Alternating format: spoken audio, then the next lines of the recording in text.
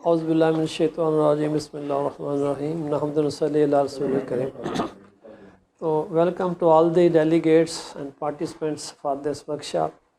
Basically Cheema साहब की पुरज़ोर फरमाइश पे कुछ हमने अरेंज किया, तो उसमें जो पर्पस फॉर टुडेज़ वर्कशॉप था कि जो कॉमन चीज़ें हैं जो अपने क्लिनिक पे भी आप कंडक्ट कर सकते हैं वही सिर्फ आपको बताई जाएँ, बजाय कि ऐसी चीज़ें जो आपको सर के ऊपर से गुजर जाए तो उनका बाज़ाहिर कोई फ़ायदा नहीं होगा। तो आज जो मैंने वो 4 चीज़ें प्रोसीजर रखी हैं वो प्रैक्टिकली भी हम थोड़ा करेंगे, और उससे पहले ज़ाहिर है कि कुछ ना कुछ आपको नॉलेज होगा तो फिर आप आगे चलेंगे। तो फर्स्ट वी स्टार्ट। तो दिस इज़ बेसिकली इलेक्ट्रोकार्टरी जो आप रूटीन में यूज़ कर सकते हैं। मल्टीपल पर्पसेस इसके होते हैं। तो इसमें जो मेन पर्पस इसमें होता है कि डिस्ट्रॉय एबनॉर्मल टिश्यू, वो चाहे कोगुलेट करके आप कर रहे हो या cutting through a soft tissue के तरीके से हम कर रहे हो। तो इसमें अल्टरनेटिंग करंट पास होता है। जो ये वायर है, ये जैसे आपकी वायर है, तो बेसिकली इसमें से वो करंट गोज थ्रू इसमें होता है, और हीटेड इलेक्ट्रोड जो है इसके आगे वो लगे कि पिन,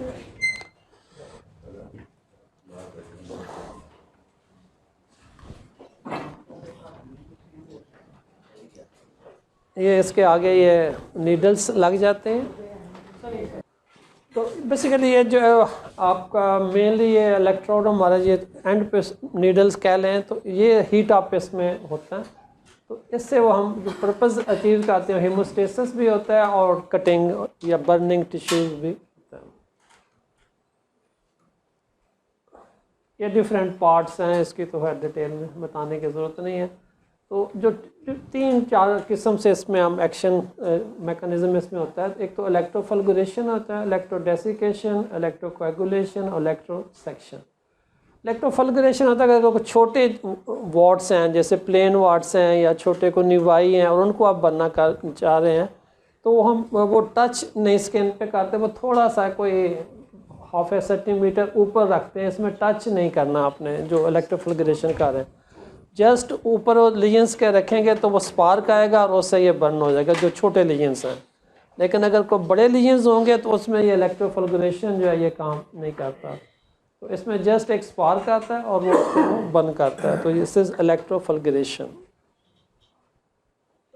ये जैसे नीडल ऊपर आ रही है, ये स्पार्क आ रहा है, तो उसी से ये चीज़ बर्न हो रही है। जो एपिडर्मल लीजन्स में होती हैं, तो एक तो ये है कि कुछ लीजन्स हमारी एपिडर्मल है, कुछ डर्मल है, और कुछ जो है वो इवन सबक्यूटस में भी जाती हैं। तो एपिडर्मल की जो थिकनेस है वो वेरी तो करती है बुक टू बुक, लेकिन जो जनरल आपके लिए एक आसान मैं फार्मूला बताऊँ, वो 0.2 to 0.4 mm, और जो डर्मस है वो 1 to 5 mm थिक होता है। तो ये ज़रा जेन में थिकनेस अगर आपके जेन में हो तो उस हिसाब से फिर आपने बंद करना होता है। तो इलेक्ट्रोफल्गुरेशन में आपने टच नहीं करना, जस्ट ऊपर उसके करीब लाना, उसमें से स्पार्क आएगा और वो बर्न हो जाएगा। इसमें जो छोटे वॉट्स हमारे बंदे से बरूका पे लाना कहते हैं, या ज़ेंथिलेज़मा, जो कोलेस्ट्रॉल की वजह से जो कोलेस्ट्रॉल जमता है आके eyelids, is very common site for ज़ेंथिलेज़मा।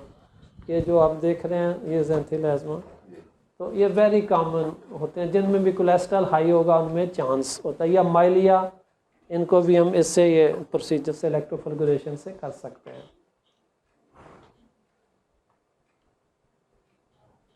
इलेक्ट्रोडेसिकेशन जो रूटीन में हम यूज़ करते हैं, जो बड़े वाट्स हैं या निवाई बड़े थिक हैं, तो वो हम टच करते हैं। मतलब ये जो इलेक्ट्रोड्स है वो बजाय ऊपर रखने के इसको आपको टच करना होता है, और उससे डायरेक्ट करंट वो पास करता है। और इसका जो एडवांटेज होता है कि इसमें कोएगुलेशन भी होता है। अगर कहीं ब्लीडिंग हो रही है तो उसको भी आप टच करेंगे तो वो जो आपकी पेपिलरी वेसल्स होती हैं वो कोएगुलेट कर जाती हैं। तो इसका ज़रा बेहतर फ़ायदा होता है। और फॉर डीप लीजन्स भी ऐसे आप करते हैं, तो इसमें आप टच कर रहे हैं। इसके मल्टीपल यूजेस हैं। ये स्पोरिक केराटोसिस जो आम जिनका वाइट कलर होता है, और वो 2 चीज़ें में आती है, एक तो एक्टिना केराटोसिस होते हैं, एक स्पोरिक केराटोसिस होते हैं। अगर वो ऊपर पड़े होते हैं तो वो उनको हम स्पोरिक केराटोसिस कहते हैं, अगर थोड़े डीप हों तो एक्टिना केराटोसिस होते हैं। फिर ये हर मल्टीपल चीज़ें हैं जो आपके ज़हन में रखने वाली हैं इसमें। एक तो ये वाट्स ये सिरिंगोमा जो छोटे छोटे लीजन्स पैप्यूल्स बनते हैं, या मोल्स जिन्हें निवाई वगैरह हम कहते हैं, या ज़ेंथिलेज़मा की हम बात की, उससे वो फल्गरेशन से भी कर सकते हैं और ये इलेक्ट्रोडेसिकेशन से भी कर सकते हैं। या चेरी एंजियोमास जो वो रेड कलर के निवाई बन जाते हैं बॉडी के ऊपर, छोटे छोटे वेसल बनती हैं। तो ये मुख्तलिफ ऐसे आप रिमूव कर सकते हो। ये डिफरेंट वो बताई गई हैं मुख्तलिफ चीज़ें। इवन बेज़ल सेल कार्सिनोमा ये भी आप कर सकते हैं। रेटिनोकेराटोसिस जिनका थोड़ा वाइट कलर होता है, उनके अक्सर आपने देखा होगा ये बने होते हैं। पायोजेनिक ग्रानुलोमा जो ट्रॉमा के बाद वेसल्स बन जाती हैं, या स्किन टैग्स, ये बड़ा कॉमन प्रॉब्लम होता है। जो भी फैटी थोड़े से ओबीज़ लोग होते हैं उनमें कॉमनली आप ये नेक एरिया में और एक्जिला में देखते हो। तो इसका अच्छा वो अपना रिस्पॉन्स आता है, क्योंकि सिंपली एक ही दफ़ा बंद करने से वो दोबारा फिर नहीं होते हैं। और तो बन सकते हैं, लेकिन जो बर्न हो जाएंगे वो रिपीट नहीं होते हैं, दोबारा नहीं बनते हैं। तो इसमें आप देखें कि इसमें वो आप टच कर रहे हैं, डीप टच कर रहे हैं, और इससे वो बर्निंग हो रही है। तो इसमें वो जो मीडियम साइज वेसल्स हैं वो भी कोएगुलेट कर जाते हैं। इंडिकेशन में इसमें even vascular lesion, basal cell carcinoma भी हम कर सकते हैं। इलेक्ट्रोसेक्शन में बेसिकली ये को बहुत कॉमनली हम यूज़ नहीं करते, लेकिन अगर कोई बड़ा लीजन्स हो, जैसे ये कीलाइड्स वगैरह बनते हैं, तो उनको हम सेक्शन कर सकते हैं। वो डीप उसी जो प्रोब है इसको अंदर आप ले जाएंगे तो ये कटिंग भी कर देता है। ये रूटीन में ये हम नहीं करते, ये वो लेज़र से करते हैं अगर करना होता है। बहरहाल इसकी ये जो राइनोफाइमा या ये एक्नी कीलाइडलस, ये काफ़ी कॉमन देखते हैं। ये नेक के ऊपर जो एक्नी के लीजन्स आ जाते हैं, एक्नी कीलाइडलस का नाम देते हैं इसको, या राइनोफामा, ये जो नोज़ के ऊपर वो सुबेशियस थिक होती है। तो इसमें बाज़ का रिस्क होते हैं, इलेक्ट्रिक शॉक आ सकता है अगर आपकी प्रॉपर वायरिंग नहीं है, बर्न हो सकते हैं, थर्मल बर्न हो सकते हैं, ट्रांसमिशन ऑफ इन्फेक्शन, जो बर्न करेंगे तो वो गैसेस भी वहाँ से प्रोड्यूस हो रही होती हैं। फिर अगर डीप आपने बर्न कर दिया, अगर कोलेजन टिश्यू बर्न हो गया, डीप चले गए, तो स्कारिंग का भी चांस होगा और हाइपोपिगमेंटेशन भी आ सकती है। तो ये बहरहाल इसकी प्रॉब्लम है। वोल्टेज तो कम ही होता होगा। नहीं वो हाँ जी, वो वोल्टेज बहुत कम है, उसमें कंट्रोल है ना, आप कम ज़्यादा कर सकते हैं जी, इसमें कम ज़्यादा कर सकते हैं। क्योंकि ये पैनल बना हुआ है ना, ये 0 से लेके वो इधर आपको 100 तक है जी। तो आप आमतौर पे हम 20-25 पे करते हैं, अगर छोटा हो तो वो 15 पे भी गुजारा हो जाता है, तो उससे हम कर सकते हैं। एक सिर्फ चीज़ जो इसमें इम्पॉर्टेंट है कि अगर कोई आपने ये प्रैक्टिस करनी क्लिनिक पे, तो इसको स्पिरिट से वॉश अपना साफ़ नहीं करना, क्योंकि ये वो फायर पकड़ लेगा, आग पकड़ लेगा। हाँ जी, क्योंकि आप मोस्टली आप में से आप प्रोफेसर गुलाम शफीर साहब जो मेरे उस्ताद थे उनको आप जानते होंगे, जो सीनियर हैं। तो वो एक दफ़ा उनके ऑफिस में वो एक ख़तून आई, रिच किस्म की ख़तून थी, तो वो उनके वो पहने हुए थे उन्होंने ज्वेलरीज वगैरह, तो उनके मोल था, तो वो ऊपर स्पिरिट गलती से लग गया या जैसे भी हुआ, वो करने लगे तो आग, वो शोला निकला, तो उसने वो फ़ौरन ऐसे किया, तो ऐसे खींचा उसने वो अपनी बाली को भी। तो मुझे स्टिल वो वाक़या ऐसा याद रहता है कि वो मैं लाजमी कहता हूँ कि स्पिरिट का इस्तेमाल नहीं करना, वरना वो फायर पकड़ सकता है। पायोडीन का फ़ायदा नहीं ना, वो क्यों लगानी, आपने सिंपल पानी से उसको करें, क्योंकि उसमें कोई जरासीम तो आपने कर है ना, वो ही आप फायर पकड़ लेगा ना। अल्कोहल हो या स्पिरिट हो तो one and the same thing. हाँ वो तो सेम थिंग है ना। अगर उसको साफ कर लिया जाए तो उसमें अगर आपने ज़रूरी करना, आपको है कि ऐसा कोई वायरस बहुत ख़तरनाक नहीं, बज़ाहिर तो होता नहीं है, आपने ग्लव्स पहने हैं तो कोई प्रॉब्लम, अगर करना है तो फिर बाद में पानी से उसको स्वाइप करना है।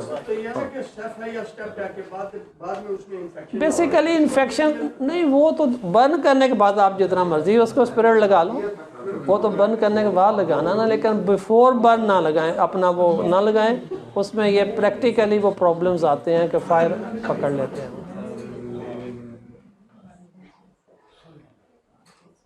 तो ये डिफरेंट वो इसके दिखा दी हैं आपको।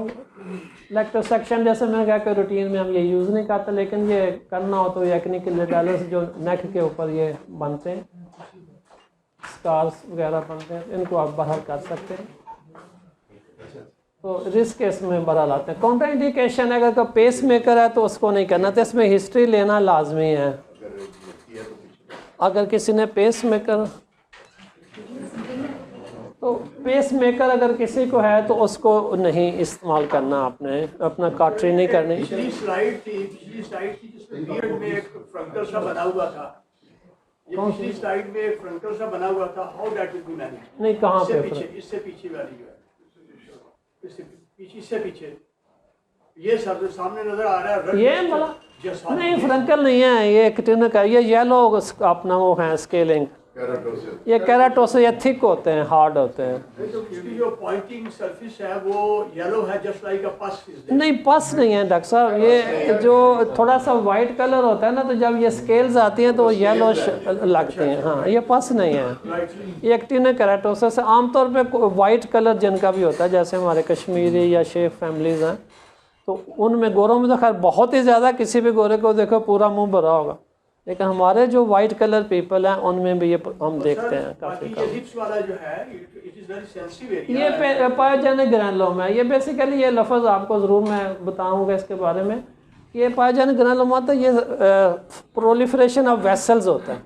ये बाज़ का किसी भी जगह को चोट लगे, रगड़ लगे, तो वहाँ पे वो रिएक्शन के तौर पे ये प्रोलिफरेशन ऑफ वेसल्स होती हैं, और ये रेड कलर का वो स्वेलिंग बन जाती है, उसमें से टच करने से बहुत ब्लीडिंग होती है। तो अगर कभी कभी आपके वो आए अपना प्रैक्टिस में इस तरह का, तो वो पेशेंट को बताना होता है कि कभी ब्लीडिंग हो तो जस्ट प्रेस करे फॉर फ्यू सेकंड्स, तो वो ब्लीडिंग बंद हो जाएगी।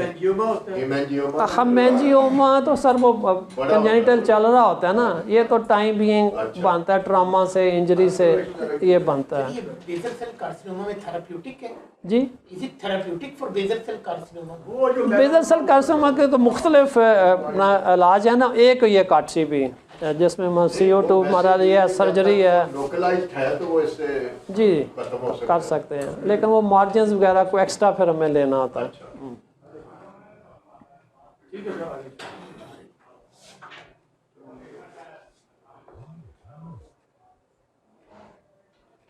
तो प्री रिजल्ट उसमें असल में बेसिकली कि एक तो वो जैसे मैं ये कह रहा था ना कि पेस मेकर वाले को अवॉइड करना है, अगर किसी में कीलैडन टेंडेंसी है तो उसमें अवॉइड करना है, और अगर कोई सीजर्स की हिस्ट्री है तो उसमें अवॉइड करना है। आल्दो के कीलैड के लिए हम इसको इस्तेमाल भी करते हैं, वो आगे मैं एक स्लाइड है उसमें बताता हूँ, लेकिन अगर किसी में टेंडेंसी है तो अवॉइड करें, क्योंकि फिर उसमें स्कार और कीलैड बनने का चांस ज़्यादा होता है। हिस्ट्री लाजमी ले लें।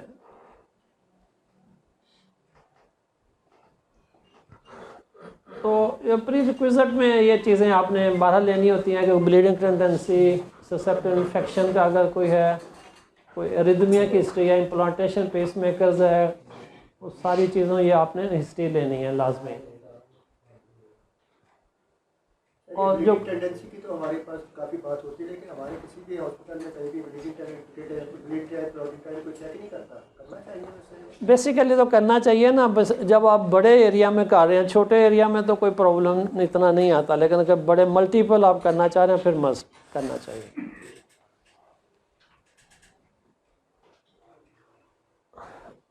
तो इसमें जो चीज़ें हैं कि वो पेन, इसमें अगर आपने ज़्यादा को पेन फील करता है तो उसमें फिर इंट्रारीजनल इंजेक्शन से अब ज़ाइलोकेन का हम इस्तेमाल करते हैं। तो ज़ाइलोकेन एज यू नो कि दो किस्म की होती है, ज़ाइलोकेन सिंपल और ज़ाइलोकेन विद एड्रेनालिन। जो विद एड्रेनालिन है ना, वो 4 जगहों पे नहीं लगानी होती किसी भी सूरत में, जो टिप्स आते हैं जी, टोज़ के ऊपर, ग्लैंस पीनस पे, ठीक है, और ईयर्स लोब्स पे, ये आपने अवॉइड करनी है जहाँ पे स्कीमिया होकर गैंग्रीन हो सकती है। तो विद लाइडोकेन अपना वो ज़ाइलोकेन इस्तेमाल नहीं करनी लाइडोकेन के साथ जी। तो उसके बाद को सन एक्सपोजर वगैरह अवॉइड करना होता है, सिंपली आप उसमें एंटीबायोटिक लगा दें तो वो आपका मसला वो गुजारा हो जाएगा। तो ये अबाउट काटरी था शार्ट। तो अभी कर लें पेशेंट जैसे आप या बाद में कर कर लें, अभी कर लें, बाद में फिर पहले लेक्चर कंप्लीट करना शुरू। चले इस तरह कर लेते जैसे इधर है आप। नहीं वो सही रख सकते, पहले मैं लेक्चर कर लें, फिर वो ये चीज़ रह जानी है, क्योंकि ये कॉमन चीज़ें हैं तो फिर ये रह जाएंगे। नाइट्रोजन फ्रीजिंग जी नाइट्रोजन सामने पड़ी जी, और उसमें भी आते हैं सारी चीजें बताएं। ये रखी नाइट्रोजन फ्री। अब एक आसान जो आपके लिए जो आप क्लिनिक पे कर सकते हैं और वह चीपर है ये इंस्ट्रूमेंट, तो इसको प्लाज्मा पेन कहते हैं। प्लाज्मा पेन जी, तो ये प्लाज्मा पेन है, ये भी उसकी उसी से मिलती जुलती इंडिकेशन है जो कार्टरी में हम डिस्कस करें, लेकिन इसमें जो छोटे लीजन्स हैं वो आप कर सकते हैं, और इवन इसमें जो स्कार फॉर्मेशन है या जो आपके ओपन पोर्स हैं उसके लिए भी इसको हम यूज़ करते हैं, क्योंकि इसमें रिकोलोनाइजेशन होके इसमें बेहतरी आ जाती है।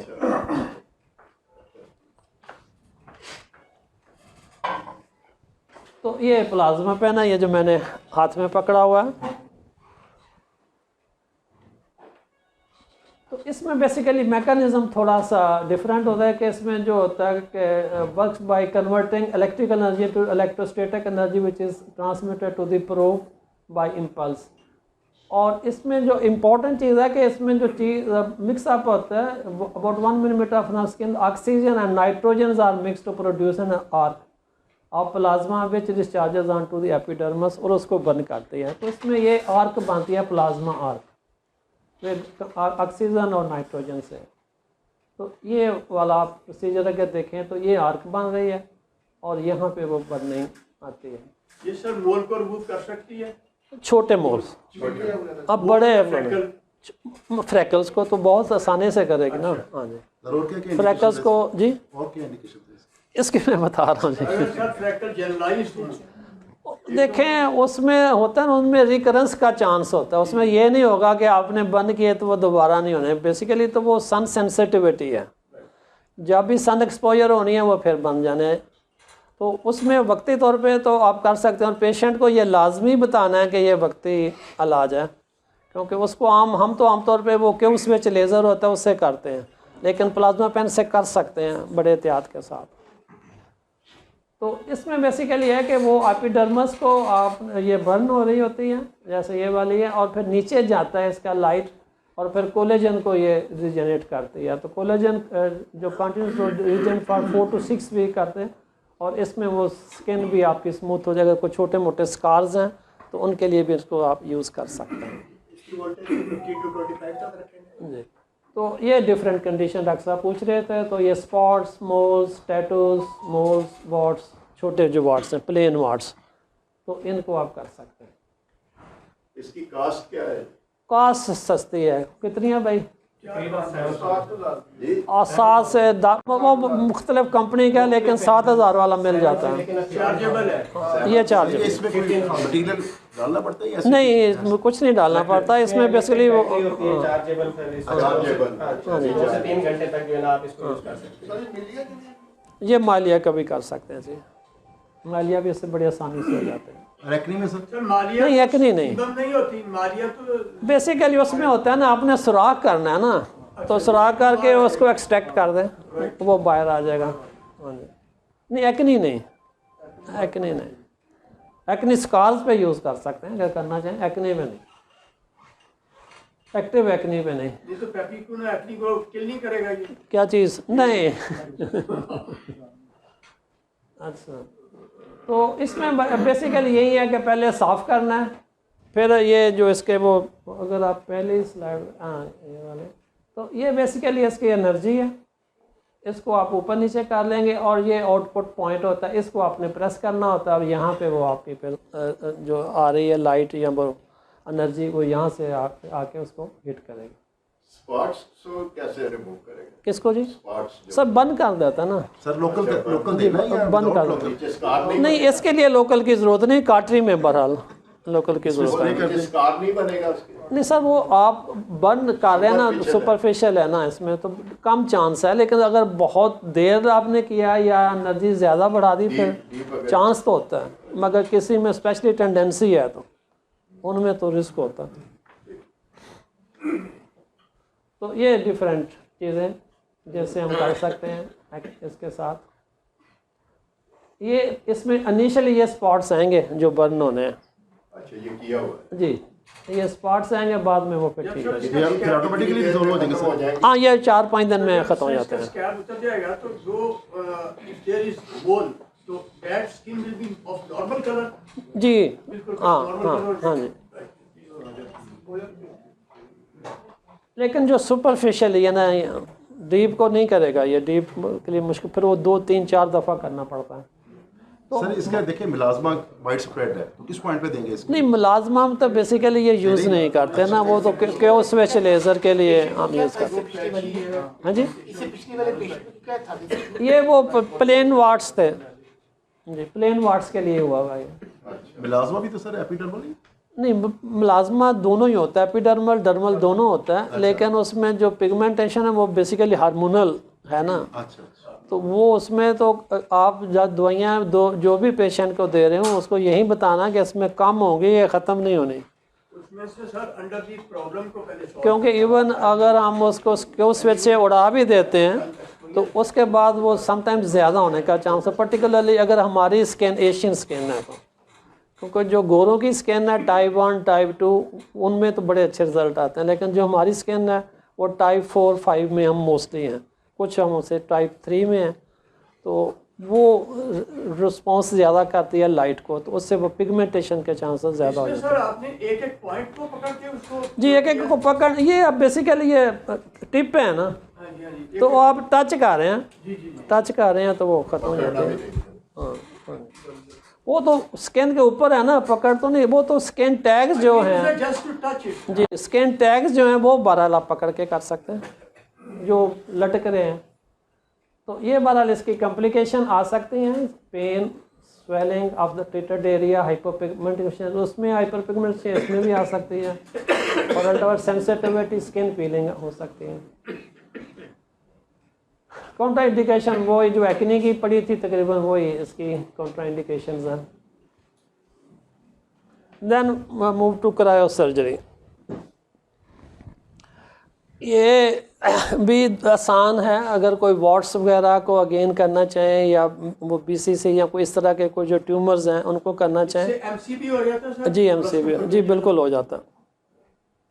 और उससे भी कर सकते हैं, काटरी से भी MC कर सकते हैं। मैंने अगर तो कोई आपके पास पेशेंट है तो सबसे आसान मैं आपको देसी टोटका बता देता हूँ कि जो कि सीखा गोरों से है लेकिन है देसी टोटका, कि सिंपल आप उसको ज़रा साफ़ कर लें स्पिरिट वगैरह से, और आपके नाखन अगर थोड़े से बड़े हुए हैं तो जस्ट दोनों नाखन उसके करीब लाएं और उसको पुश करें तो वो बाहर आ जाएगा।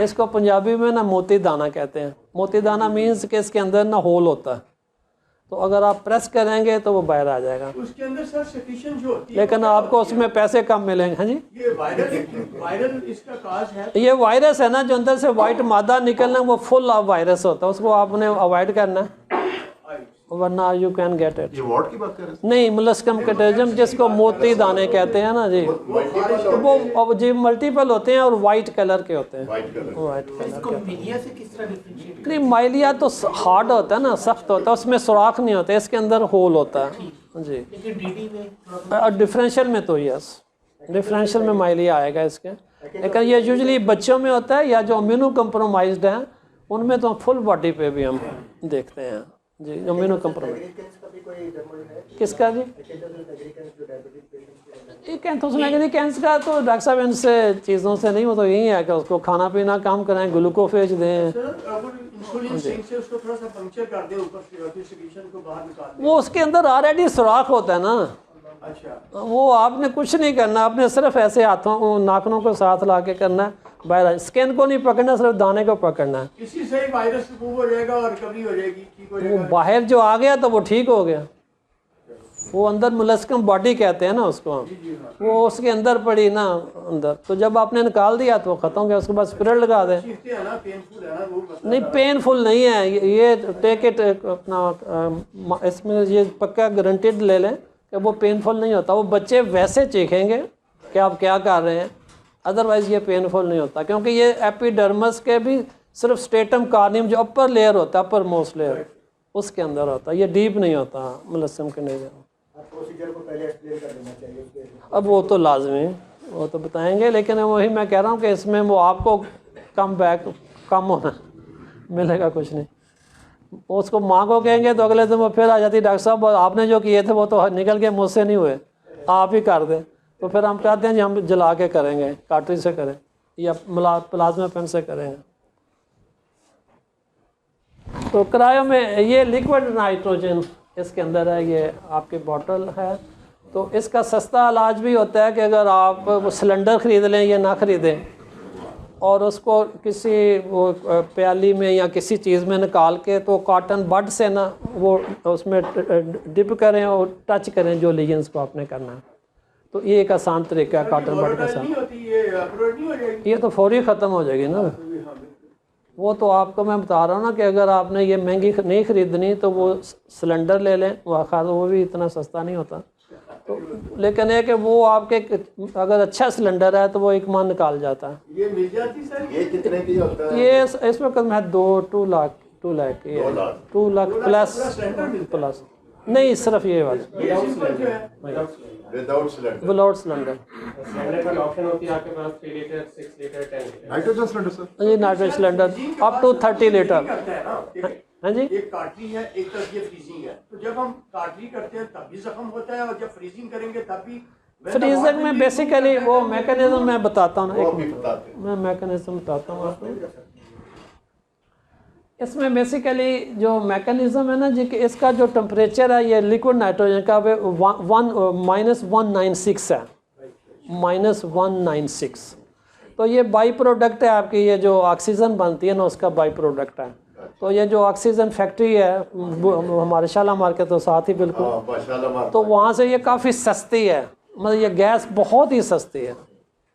पुराने ज़माने में तो वो 300-400 का सिलेंडर मेरे पास 30 लीटर का है तो वो भर जाता होता था। आजकल में भी 800-900 को हो गया होगा, लेकिन वेरी वेरी चीप। तो वो क्योंकि बाई प्रोडक्ट है उनके किसी काम के नहीं होते, तो वो ये सस्ती मिल जाती है।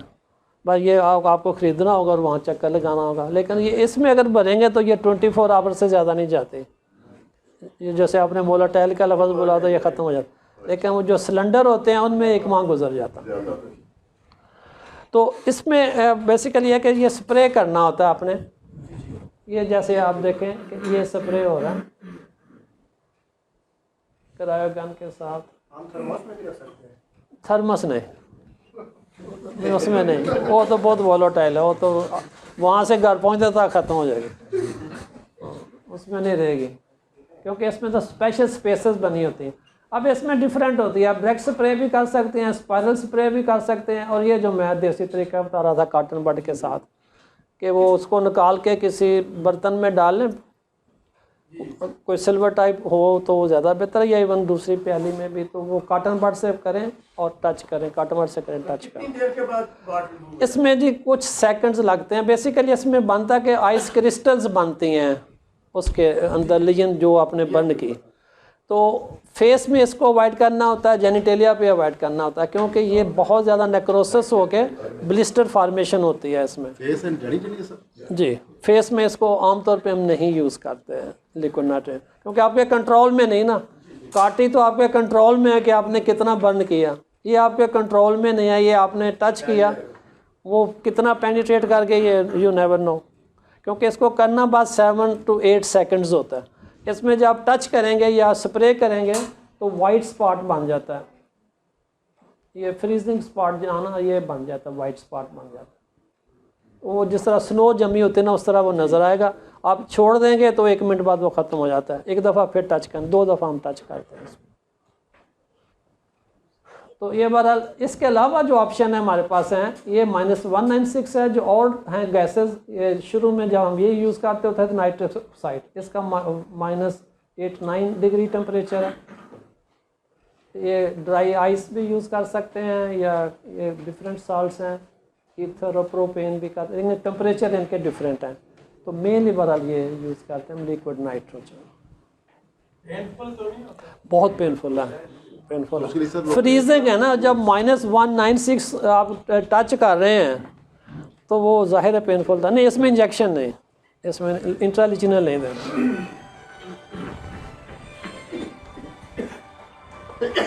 ये आप देखें, ये वो जो वाइट मैं कह रहा हूँ ये जम जाता है, ये वो स्नो जमती है, ये आइस बॉल बन जाता है, लेकिन ये कुछ सेकंड्स बाद ख़त्म हो जाता है, कुछ सेकंड बाद ख़त्म हो जाता है। ये आपकी गन है, ये जो रखी हुई है डायरेक्ट स्प्रे को हो रहा है। तो इसमें बहरहाल वो डिफरेंस हैं कि आपने एरिया को मार्क करना है, और 1-2 mm जो सराउंडिंग्स हैं उसको आप टच कर सकते हैं। इसमें सर कौन कौन सी डिजीज जो है इंडिकेशन वही सारी जो काटने के हैं, ऑलमोस्ट सारी वही, हाँ वही सारी इंडिकेशन है इसमें। इसमें बहरहाल होता है ना कि कुछ कहते हैं जी हमने बर्न का लफ्ज़ करें तो वो नहीं मानते, या बच्चे जैसे आपने कहा कि रोते हैं, तो उनके लिए फिर हम ये लिक्विड नाइट्रोजन, क्योंकि ये जस्ट टच करना है बस। लेकिन ये आप बता रहे हैं पेनफुल तो होगी थोड़ी सी, लेकिन इतनी ज़्यादा पेनफुल नहीं होती, मुकाबले बर्दाश्त होती है, क्योंकि इसमें आइस क्रिस्टल्स बननी है और उससे नेक्रोसिस होनी है टिश्यू की। स्प्रे कर दें फिर उसके बाद जी था मीन्स वो 1 सेकंड जो करना है ना, एक साइकिल जो आपने करना है ना, वो 5 to 7 सेकंड्स करना है। बाज़ तो अगर बहुत बड़ा है तो वो यहाँ पे वो 20 सेकंड्स का भी लफ्ज़ लिखा होगा, लेकिन आमतौर पे हम 5 to 7 सेकंड। नहीं लोकल नहीं, ऐसा फ़ायदा नहीं ना, उसकी ज़रूरत नहीं ना, लोकल लगाने की ज़रूरत नहीं है इसमें, क्योंकि वो काटी वाली पेन तो नहीं हो रही, या मुसलसल तो आप नहीं कर रहे, ये तो 5-6 सेकंड आपने सिर्फ स्प्रे देना है उसको, हाँ फॉर फ्यू सेकंड्स करना। तो था मीन्स के उसके साइकिल जो है, हाँ वो 2 साइकिल्स हम आमतौर पे, जैसे मैंने कहा ना कि वो आप जब करेंगे तो वो स्नो बॉल बन जाता है, जब छोड़ेंगे वो ख़त्म हो जाता है, तो एक दफ़ा फिर टच करें उसको, एक वक्त में 2 दफ़ा टच करना। अब सर वो जख्म जो बन जाता है उसके ऊपर हम एंटीसेप्टिक वो जो लगाने, वो तो पोली, हाँ जी वो पोलीफेक्स वगैरह जी वो देनी पड़ेगी, वो लगानी पड़ती है, वो लगाएंगे आप। तो बहरहाल ये तो लंबा चौड़ा लिखा हुआ है, तो इसमें ये चीज़ें देखें, ये डिफरेंट ट्रीटमेंट है, ये चीज़ बनी, ब्लिस्टर बना, फिर क्रस्ट बना, फिर ये रिमूव हुआ। तो ब्लिस्टर बनने का बहरहाल इसमें चांस होता है, इसलिए मैंने कहा कि जेनिटेलिया पे और फेस पे इसको हम इस्तेमाल नहीं करते किराए को। तो इंडिकेशन ऑलमोस्ट सेम वही हैं जो जी बता देता हूँ, बिल्कुल बताता हूँ। तो इसका एडवांटेज जो आपका सर्जरी पे है वो यही है कि इसमें मतलब लोकल सिर्फ आप कर रहे हो, कास्ट बहुत सस्ता प्रोसीजर है, सेफ़ है, और इवन इन प्रेगनेंसी वगैरह भी आप कर सकते हो, कोई इसमें काउंटर इंडिकेशन नहीं है। तो इसमें बहरहाल जो साइड इफ़ेक्ट्स आते हैं कि वो ब्लीडिंग, ब्लिस्टर्स आ सकते हैं, डीमा हो सकता है, वेस्कुलर हेडेक वगैरह आ सकते हैं अगर ज़्यादा एरिया में किया आपने, तो स्कारिंग अगर ज़्यादा डीप हो गया तो फिर स्कारिंग भी आ सकती है। ठीक है, ये बहरहाल उसके साइड इफ़ेक्ट्स आते हैं। हाइपोपिगमेंटेशन, पिगमेंटेशन दोनों इसके साइड इफ़ेक्ट्स हैं। तो इंट्रालीजनल जो हमारा आज का आखिरी टॉपिक है, तो डॉक्टर साहब वार्ड्स के बारे में जो है ना वो 5 किस्म के होते हैं। एक आपके होते हैं प्लेन वार्ड्स, जो वो अभी कार्टरी में वो दिखाया जो हम बनकर, वो मोस्टली फेस पे होते हैं और बच्चों पे होते हैं, वो स्किन कलर के होते हैं और छोटे छोटे छोटे होते हैं। दूसरा जो कॉमन वार्ड जो आप अक्सर प्रैक्टिस में देखते हो, वो कॉमन वार्ड्स या वरुका वल्गैरिस का नाम देते हैं। वरुका स्टैंड्स फॉर वॉट और वल्गैरिस मीन्स कॉमन टाइप। नहीं, लेंटिजीन्स तो बिल्कुल डिफरेंट है ना। वो लेंटिजीन्स जो आपने फ्रैकल्स का लफ्ज़ बताया ना, उसके साथ उनका आपस में डिफरेंशियल है। वो सनलाइट से होते हैं, उनमें मेलानोसाइट्स का जो फंक्शन है वो बढ़ता है तो वो ब्लैक नज़र आते हैं, उनका वार्ड से कोई तल्लुक़ नहीं। तो वरुका वल्गैरिस को गोभी का फूल कभी आपके ज़ाहिर देखा ही होगा, तो वो कभी ख़रीदा भी होगा ना। तो उसके जैसे कॉम्प्लेन निकलती है ना वार्ड्स की, उसी तरह के कॉम्प्लेन निकल रहे होते हैं। तो ये बड़ा आसानी से आपके इसको रिकग्नाइज कर सकते हो कि ये वार्ड है जो वरुका वल्गैरिस है। ठीक, तीसरा जो इसकी टाइप है वो होता है फिलीफॉर्म वार्ड, जो लटक रहे होते हैं, वो चाहे आँख पे हों या इधर हों, तो थोड़े से वो फिलीफॉर्म वार्ड होते हैं, उनको कहते हैं जो लटक जाएँ। तीसरा होता है प्लांटर वार्ड, पाँव के नीचे होता है, कॉर्न की शक्ल में होता है। हाँ जी, तो वो पेनफुल हो, बाकी पेनफुल नहीं, वो पेनफुल होता है इसलिए कि जब आप वॉक करते हैं। ये थोड़ा सा सरप्राइजिंग है कि ये जो कॉर्न होते हैं ये प्रेशर पॉइंट पे होते हैं। वो तो क्लास टी होती है ना जी, बेसिकली जैसे आप नमाज पढ़ते हो तो यहाँ पे निशान पड़ जाता है। तो जो है वो वायरल हो रही है। नहीं, simple pressure, simple pressure, class T, Chandi जिसको पंजाबी में, हाँ चंडी, वो तो प्रेशर से ना। अगर आपने तंग जूता पहना है तो आप बाहर की साइड पे चल दे हो तो यहाँ बन जाएगी, अंदर की साइड पे चल दे हो यहाँ बनेगी, ऊपर आपने एड़ी की जूती पहनी हुई है तो यहाँ आपके बनेगी। वो डीप होता है ना, स्कार्नियम तक है ना, नीचे थिक स्किन है ना पाँव की, वो हाइपर केराटोसिस होता है, उसके बाद फिर वो बनता है। हाइपर केराटोसिस तो हम सिंपली कहते हैं ना कि आपका जो सबसे ऊपर का लेयर है स्ट्रेटम कार्नियम थिक हो, उसको हम हाइपर केराटोसिस का लफ्ज़ यूज़ करते हैं। तो ये स्किन के अंदर ही होता है, नीचे मसल्स में नहीं होता वो, चूँकि स्किन थिक है पाँव की, तो इसलिए वो डीप आपको लगता है। तो इसमें जो वार्ड्स, वो डॉक्टर साहब का सवाल था ना कि वो वायरल वार्ड का, तो जो 5th टाइप है वो होता है कंडाइलोमा अक्यूमिनेटा, जो सेक्सुअली ट्रांसमिटेड वार्ड्स होते हैं। तो आज पेशेंट माना तो नहीं था जो वार्ड्स वाला था, नहीं था। अच्छा, तो वो बहरहाल वो इनल एरिया में भी आपको मिल सकते हैं, जो लिप्स पे उन पे भी आ सकते हैं, और जेनिटेलिया पे कॉमन आते हैं। तो ये बार सिफिलिस से इसको डिफ्रेंशिएट करना होता है। सिफिलिस जो होता है वो सॉफ्ट और वेट होता है, मतलब ग्लेजी सरफेस होगी, सॉफ्ट होगा, वेट होगा। जो कंडाइलोमा अक्यूमिनेटा है वायरस वाट, ये सख्त होगा, कॉलीफ्लावर लाइक होगा और हार्ड सरफेस होगी इसकी। तो बहरहाल दोनों फैलने वाले हैं, तो वो हो सिफिलिस सकता है। वुंड जो है वो तो पेनलेस होता है ना, उसके इरिदीमा होता है राउंड में और सेंटर में उसके जख्म होता है, और फिर वो whether that is on the shaft और वेदर नहीं डॉक्टर साहब, मैं बात कर रहा हूँ उसके जो सेकेंडरी स्टेज होती है ना, उसमें जो वाट्स बनते हैं उसको हम कंडाइलोमा लाटा का नाम देते हैं, क्योंकि ये दोनों एक ही जगह पे बनते हैं, लाटा और क्यूमिनेटा, और नाम दोनों का कंडाइलोमा ही शुरू में है। तो वो मैं बता रहा हूँ कि मैं क्या शायद वो आपके जहन में हो, उनको आपने डिफ्रेंशिएट करना। लाटा को नहीं करेंगे, वो तो उसको सिफिलिस की ट्रीटमेंट देनी पड़ेगी।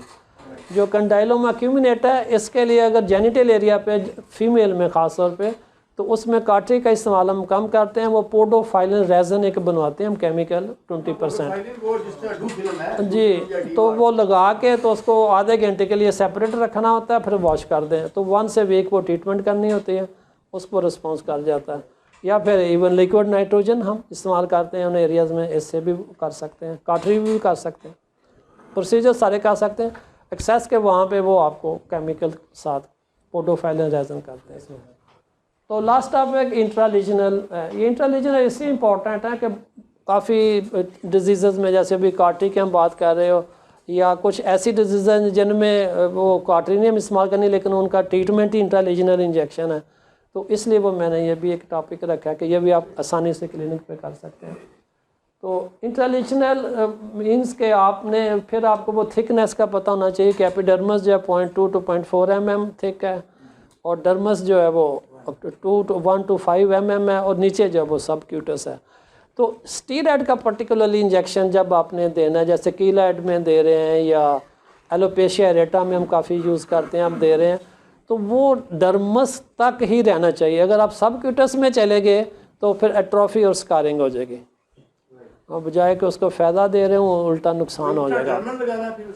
डर्मस में मतलब उसके डीप नहीं जाना ना, आपके जहन में हो, आप जब डर्मस में होते हैं, जो एपिडर्मस के अपर पार्ट में हो रहे हैं, तो आपको वो नीडल नज़र आएगी।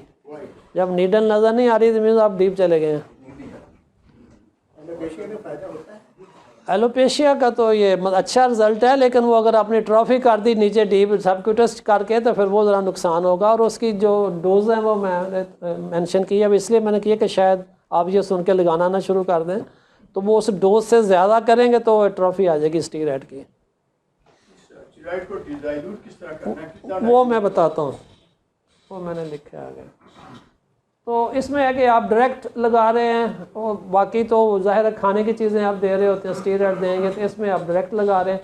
पहले तो सिर्फ हम वही लगाते हैं, आजकल कीलॉयड के लिए ना मैं ये कम्बिनेशन यूज़ कर रहा हूँ, 5-फ्लोरोयूरेसिल और ये ट्राइमसिलोन या ट्राइटोन, जो हमारे आज के स्पॉन्सर हैं उनका, तो वो इनको कम्बिनेशन में 10 पार्ट्स उसके और 90 पार्ट्स 5-फ्लोरोयूरेसिल। ये कीलॉयड की बात कर रहा हूँ, कीलॉयड, हाँ जी, कीलॉयड के लिए आजकल हम ये यूज़ कर रहे हैं। भी पेशेंट्स में बहुत ज़्यादा जी, उनके लिए चिमा साहब ये अच्छे इसके रिजल्ट आ रहे हैं। 10 यूनिट्स इंसुलिन सिरिंज अगर आपने ली है, तो 10 यूनिट्स ट्राइमसिलोन इंजेक्शन, वो चाहे ट्राइटोन की फॉर्म में हो या कैनाकॉट की फॉर्म में हो, जो भी। 100 भी आती है? नहीं नहीं नहीं नहीं, नहीं वो एक ही होता है, 40 मिलीग्राम में आता है, 40 मिलीग्राम पर ml होता है, ठीक है ना। तो आपने उसके 10 यूनिट लेने हैं इंजेक्शन, और 90 यूनिट आप ले रहे हैं 5 फ्लोरोयूरेसिल 5FU। ये किस नेम से सर मार्केट? हैं जी 5FU के नाम से 5 फ्लोरोयूरेसिल, ये इंजेक्शन पड़ा, ये आपके सामने पड़ा 5 फ्लोरोयूरेसिल, ये यूज़ करते हैं। ठीक, तो ये जो बड़े कीलैड हैं, छोटे मोटों के लिए नहीं, छोटे मोटों के लिए वो आप स्टीरॉयड प्योर ही करेंगे। बाकी तो मेथोट्रेक्सेट तो इसमें ब्लियोमाइसिन का भी कर सकते हैं, इवन क्लोरोकिन हम ये यूज़ करते हैं फॉर लीशमेनिया के लिए, ये हम ये क्लोरोकिन इंजेक्शन लगाते हैं। ठीक, लोकल ग्लूकेन टाइम के और ये क्लोरोकिन फॉर लीशमेनिया के लिए यूज़ करते हैं लोकल यूज़ में इंट्रालीजनल। तो ये हाइपरप्लास्टिक स्किन डिसऑर्डर्स हों, eye condition typically have a favourable response to systemic and topical, उनमें ये कर सकते लाइकन प्लानस वगैरह। फिर स्टीरॉयड एलोपेशिया रेटा जो बालचार आपका एली कीलैड में ग्रेनुलोमेनुलर अदर ग्रेनुलोमा डिसऑर्डर्स, सार्काइडोसिस वगैरह में भी ये आपको ये ध्यान में रख लें, एलोपेशिया रेटा और कीलैड, क्योंकि ये कॉमन आपको प्रैक्टिस में मिलते हैं, बाकी तो स्पेसिफिक डिजीज़ हैं। सर एलोपेशिया एरेटा की जो कंसंट्रेशन हुआ स्टीरॉयड की और वो डॉक्टर साहब मैं अगली स्लाइड में मैं बताता हूँ। तो उसके अलावा जो और इंडिकेशन है ये है, लेकिन ये वो ज़ाहिर है ये स्किन की डिजीज़ आप यहाँ अलबत्ता सिस्ट में लगा, अगर कोई मोटे मोटे एक्ने के सिस्ट हैं तो उसमें इंट्रालीजनल लगा सकते हैं, वो नीचे बैठ जाए एक्ने सिस्ट, ये हम यूज़ करते हैं। तो ये देखें जी सिरिंज पकड़ ली, तो ये डर्मा जेट है, ये इससे होता है वो आपका प्रेशर अगर कोई सख्त कीलैड है तो उसमें भी आप आसानी से कर लेते हो, वजह तो इंसुलिन की सिरिंज वो सुई टूट जाती है समटाइम, लेकिन ये डर्मा जेट से अगर यूज़ करें तो आसानी से इंजेक्शन लग जाता है। बहरहाल आप सिरिंज से भी कर सकते हैं। तो अब ये जो लफ्ज़ मैं आपको कह रहा था कि शुड नॉट बी सबकुटेनियस, अगर नीचे चले गए तो ट्रॉफी हो जाएगी। ठीक है, ऊपर ही रहना है आपने। तो डिपेंडिंग अपॉन दी उसके लियन जो नहीं है दरअसल इसमें यह है कि 0.1 to 0.2 ml पर स्क्वायर सेंटीमीटर आपने इंजेक्ट करना है, इससे ज़्यादा नहीं करना। ठीक है, और नॉर्मली ये जो डोज़ है जो चूँकि वो 2 ml से नहीं बढ़नी, 2 ml से मुराद है कि वो 40 मिलीग्राम का है तो 80 मिलीग्राम से ऊपर नहीं आपने जाना। तो आमतौर पे जब हम इसको डिल्यूट करते हैं, जो स्वेर किस्म के जैसे चीमा साहब ने कहा कि चेस्ट पे मोटे कीलैड, उनमें सम टाइम ख़ासतौर पे जो प्लास्टिक सर्जन है ना वो डायरेक्ट लगाते हैं, 40 मिलीग्राम डायरेक्ट ही लगा देते हैं।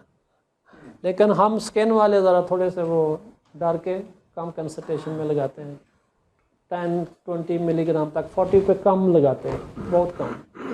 तो ये आप नॉर्मल सलाइन में डिल्यूट कर सकते हैं या ज़ाइलोकेन में डिल्यूट कर सकते हैं। ज़ाइलोकेन 1% या 2%?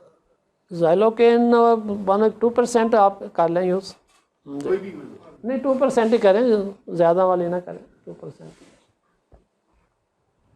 तो इसमें जो टिपिकली है ये जैसे ना कि ये इसके कोई भी ब्रांड है वो 40 मिलीग्राम पर ml इसके है कंसंट्रेशन, चाहे वो लोकल है या इंटरनेशनल है, एक ही कंसंट्रेशन है। तो अगर आपकी नॉर्मल थिकनेस है तो आपने 10 मिलीग्राम बनाना है।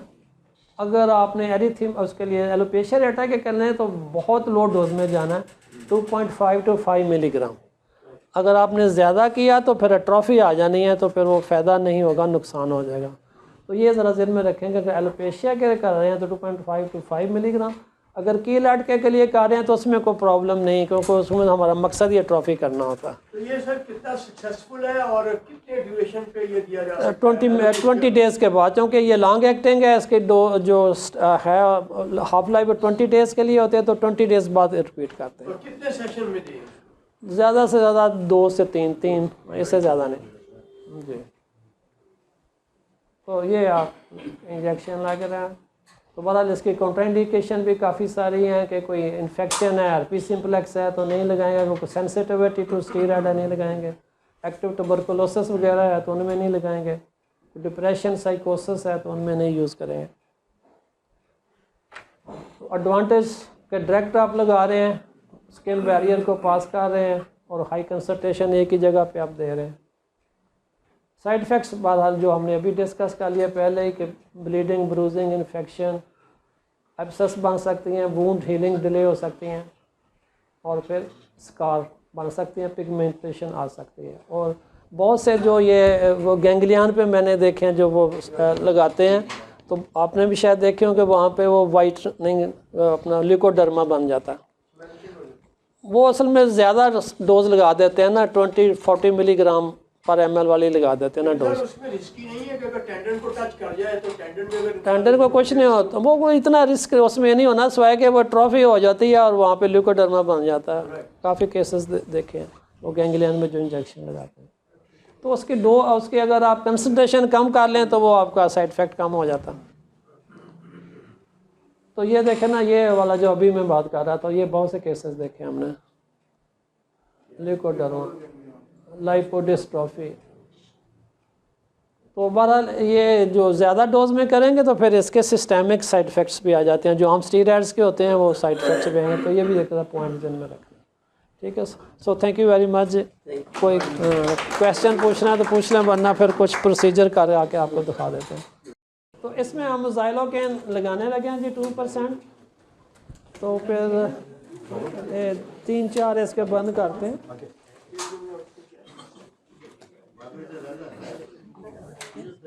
गर्दन पे नहीं मारे, गर्दन पे तो है ही यार जी। हाँ जी, ये देख लीजिए।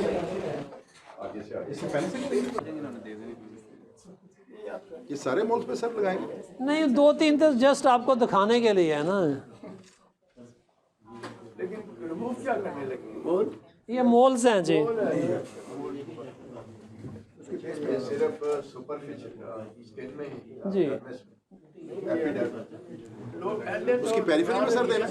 नहीं, उस अपना पेरिफेरल पे दें तो ज़्यादा बेहतर होता है, क्योंकि अगर आपके उसके नीचे चले गए तो फिर वहाँ थोड़े से आ जाएगा। In the substance of mole दे रहे हैं अभी? नहीं, साइड पे एनेस्थेटाइज कर रहे हैं।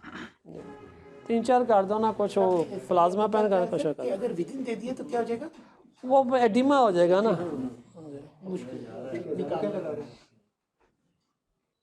सर ये मैंने 2 बार माइक्रो नीडलिंग करवाई है, कोई इफेक्ट नहीं है इसकी। हाँ जी, एक्ने ये जो स्कार में बेटे इम्प्रूवमेंट तो आती है 2 दफ़ा से, तो कुछ नहीं होना, बराबर डीप थोड़ी सी करवाएं। हाँ, या फिर वो डर्मा पेन होता है कि उससे हम इसको छील देते हैं। क्या कौन होगा वही? हाँ, ये इसको करा देते हैं, अभी बंद कर देते सर ये व्हाट है? हैं। हाँ जी, प्लांटर वार्ड्स है जी सर।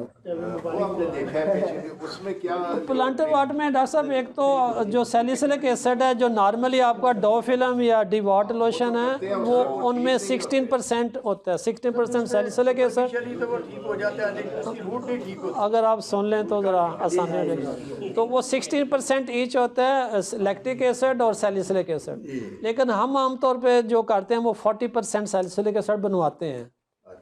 तो वो उसके फिर रिजल्ट बेहतर आते हैं। लेकिन उसमें इंट्रालीजनल उसमें इंट्रालीजनल तो आजकल उसके लिए हम जो विटामिन डी है वो भी ट्राई हमारे पीजीज ने किया, उसमें हम सिनाप्सिस लिखा है, उसके भी रिजल्ट हैं। विटामिन डी बेहतर है उसमें। बेहतर, ये सबसे आसान है, विटामिन डी का इंजेक्शन लगा दें, वो तो सबसे आसान है। या फिर ये करायो प्लांटर वाट के। अच्छा, विटामिन डी का है जी, विटामिन डी नहीं, पहले काटरी से कर दो। विटामिन डी का तो सर psoriasis में भी है। ये एक सेशन से कौन सा, ये जो प्लांटर व्हाट है? वो डिपेंड करता है उसकी वो कितना का रिस्पॉन्स आता है, क्योंकि कुछ पेशेंट में तो फौरी होता है, कुछ में वो हमें दोबारा रिपीट करना पड़ता है। अपना किधर गया बना सॉल्यूशन कहाँ से बनवाते हैं? अच्छा, इसमें जो वेट है ना, आपने 3 से 5 मिनट करना होता है मिनिमम। यहाँ पे हम नहीं करते आमतौर पे, लेकिन जब हम एग्ज़ाम में FCPF से पूछते हैं तो उनसे हम कहते हैं कि वो 3 से 5 मिनट बताएं, कि उसको टाइम लगता है। ज़ाइलोकेन लगाया, लेकिन इसमें आपने स्पिरिट नहीं लगाना। हाँ, ये मैं रिपीट कर रहा हूँ। ये सर कॉटरी का जरा प्रिंसिपल बताएं, कहाँ पे रखना है इसको, क्या? ये आमतौर पे 25 पे हम करेंगे। अच्छा, अच्छा, इसमें जो है ना ये 4 पॉइंट्स हैं, ये वाइट, रेड और ये 2 कोएगुलेशन के पॉइंट। जरा दिखाइए सर। हाँ जी, ये वाइट है, ये रेड है, ये 2 कोएगुलेशन के पॉइंट। एक जैसे हैं सारे? वो कलर असल में आप मिट गया ना। अच्छा, ये इसमें इसमें अलग लो एंड हाई लिखा होता है। अच्छा, इसमें लो एंड, तो इसमें बेसिकली जो लास्ट वाइट वाला है ये लो होता है, यानी आपने आसानी से कर सकते हैं, इसी पे करें तो बेहतर होता है। सर अगर ब्लीडिंग हो रही है तो उसको अगर कैसे आप करते हैं? वो इसी से वो कोगुलेशन हो जाए। इससे भी कर सकते हैं जो बाइपोलर है, लेकिन आमतौर पे हम इसी से वो ब्लीडिंग भी रोक लेते हैं। तो जो रेड वाला स्पॉट है, अगर आपने प्लांटर वॉट्स करने हैं या कोई बड़ी ट्यूमर करनी है तो फिर वो रेड पे रखें, क्योंकि उसका स्पार्क बहुत तेज़ होता है। तो आपने ये जो लास्ट है वाइट वाला, नहीं वाइट लाइट जो है, और ये 25 पे रखेंगे हम वोल्टेज 20-25। हाँ जी, इसको कहते हैं क्या है? लो वोल्ट, इसको कार्टरी मशीन, कार्टराइजेशन कार्टरी मशीन, ये भी वही है। कि सर इसकी हाँ ये दो, हाँ कॉस्ट है सर? इसकी आजकल काफ़ी है। क्यों भाई कितनी इसकी? ये जो पान ये वाली जो है ना 160 एक कितनी? 265 की वो 265 के ये वाली जो है ना 165 165।